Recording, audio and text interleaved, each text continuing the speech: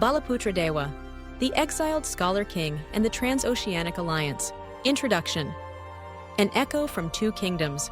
The legacies of great kings are often etched into the monuments they leave behind. Some kings are remembered through impregnable citadels. Others are immortalized through vast empires. But there is one king whose greatest legacy is found not in his own homeland, but inscribed on a small copper plate in a distant land, thousands of miles across the ocean.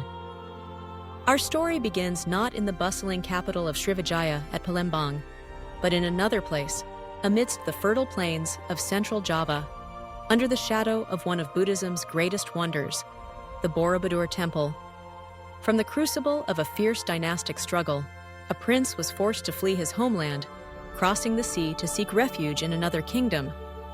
But he did not arrive as a defeated man.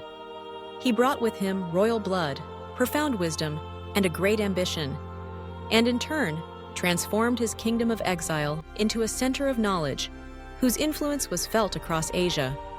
He was Balaputradewa, the king who consolidated Srivijaya, and forged a great cultural alliance across the Indian Ocean. This is the epic story of how a prince who lost a throne became an immortal scholar king. Chapter 1. The Blood of Two Dynasties. The Fateful Civil War in Java. To understand Balaputradewa, we must understand the complex relationship, at once allied and rivalrous, between the two most powerful states in the Southeast Asian archipelago at that time, the Sailendra dynasty of Central Java and the Srivijaya Empire of Sumatra. The Sailendra dynasty, whose name means Kings of the Mountain, was a deeply devout and wealthy Mahayana Buddhist dynasty. It was they who patronized the construction of the great masterpiece of Borobudur, a Buddhist cosmology carved in stone. They had turned Central Java into a brilliant center of culture and art. Balaputradewa was a direct descendant of this dynasty. His mother, the Princess Tara, was the daughter of a Srivijayan king, a strategic marriage meant to unite the two great powers. His father was a Sailendra king. He carried the blood of both dynasties, a fateful combination. In the middle of the 9th century, Central Java was engulfed in a civil war for power. The Buddhist Sailendra dynasty was confronted by the rising power of the Hindu Sanjaya dynasty, who worshipped the god Shiva. Balaputradewa, as the legitimate heir of the Sailendra house, fought to protect his throne. But his rival was Rakai Pikatan, a powerful Sanjaya king who had married Balaputradewa's own sister, Pramotawardhani. This conflict between a brother-in-law and a brother-in-law was, in reality, a war between two religions, two lineages, and two aristocratic factions. Ultimately, Balaputradewa was defeated. He failed to defend his throne in Java. Defeated on the battlefield, Balaputradewa was forced to leave Java, his father's homeland. He crossed the sea, traveling west to Sumatra, his mother's homeland, where he held the right to inherit the throne of Srivijaya.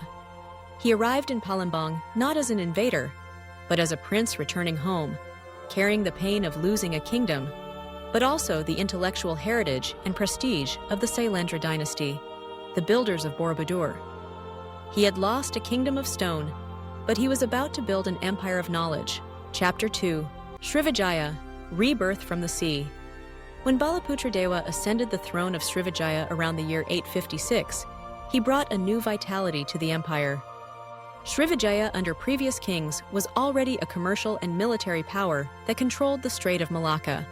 But Balaputradewa wanted to turn it into something even greater, a cultural and intellectual center that could rival the greatest centers of the Buddhist world.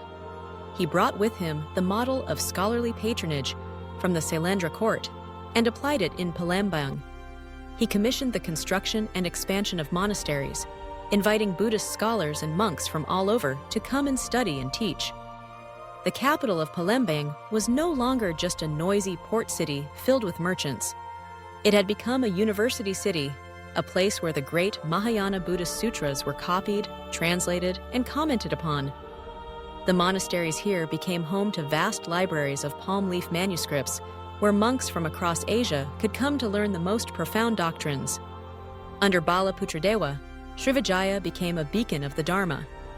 Its fame spread far and wide, attracting monks from China and other lands to study.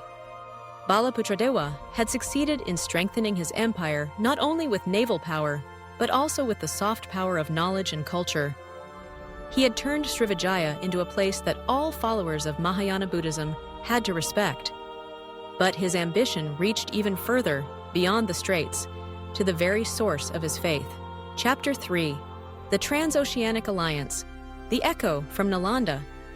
The greatest and most clearly recorded achievement of Balaputradewa was his establishment of a direct diplomatic and cultural relationship with one of the most powerful empires in India at the time, the Pala Empire of Bengal.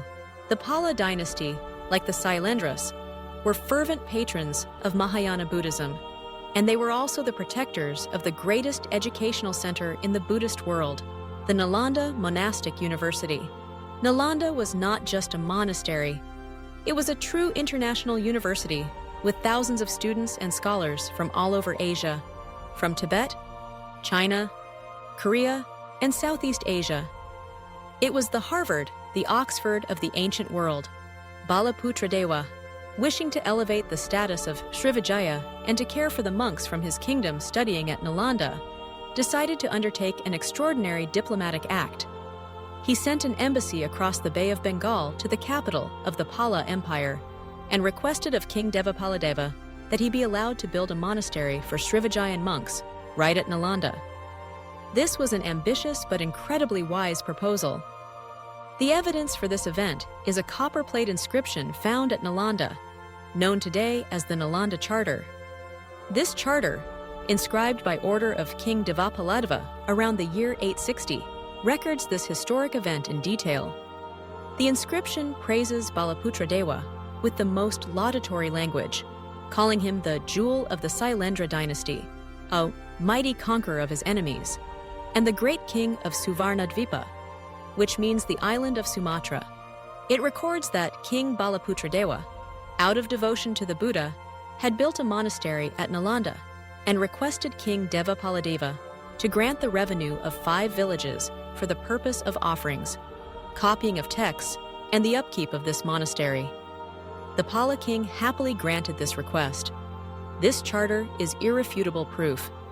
It shows the wealth and power of Srivijaya. Only an incredibly wealthy empire could afford to finance the construction and maintenance of a monastery in a foreign country. International prestige. Srivijaya was no longer just a regional kingdom. It had become a respected partner, recognized by a great Indian empire. The importance of knowledge.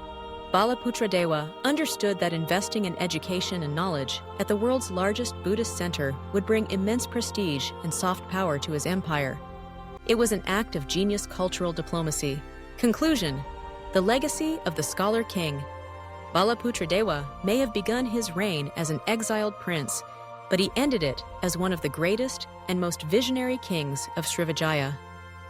He turned the pain of his loss in Java into the motivation to build an even more brilliant empire of culture and knowledge in Sumatra.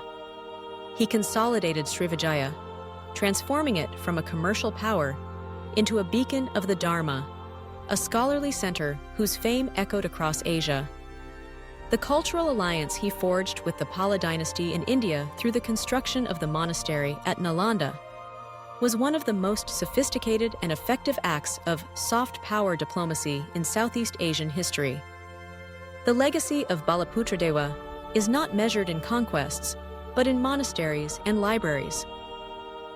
He is proof of a different model of a ruler, a scholar king, one who understood that the true strength of an empire lies not only in its war fleet, but also in its wisdom and its cultural influence.